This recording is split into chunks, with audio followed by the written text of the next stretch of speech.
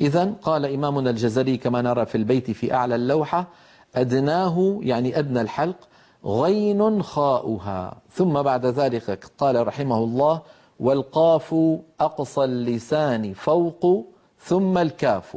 انتقل رحمه الله إلى حروف اللسان، وننظر ذلك على اللوحة التي تلي ذلك، وهي مخرج القاف كما نرى الآن أمامنا. القاف كما نرى في اللوحة تخرج من أقصى اللسان مع ما يحاذيها من الحنك اللحمي.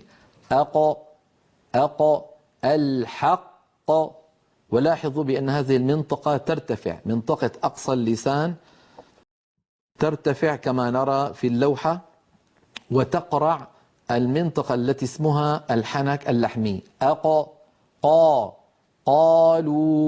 قالوا يقولون. وإذا قيل.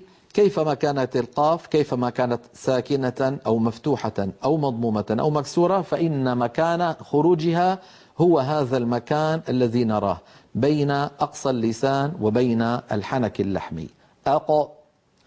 ننتقل إلى اللوحة التي بعدها، والتي قال عنها إمامنا الجزري كما نرى في البيت: ثم الكاف أسفل. إذن والقاف أقصى اللسان فوق، ثم الكاف أسفل. ما معنى أسفل؟ يعني بعدها وأقرب إلى مقدمة الفم، أقرب إلى مقدمة الفم. كما نرى على اللوحة أن منطقة ومخرج الكاف من أقصى اللسان، ولكن مع الحنك اللحمي والعظمي. منطقة الحنك اللحمي والعظمي يعني أقرب من القاف. القاف كانت بينما الكاف أك كا كو كي كا أك كي يكتبون ذكرك. هكذا مكان الكاف مقدم على مخرج القاف كما رأينا في اللوحة.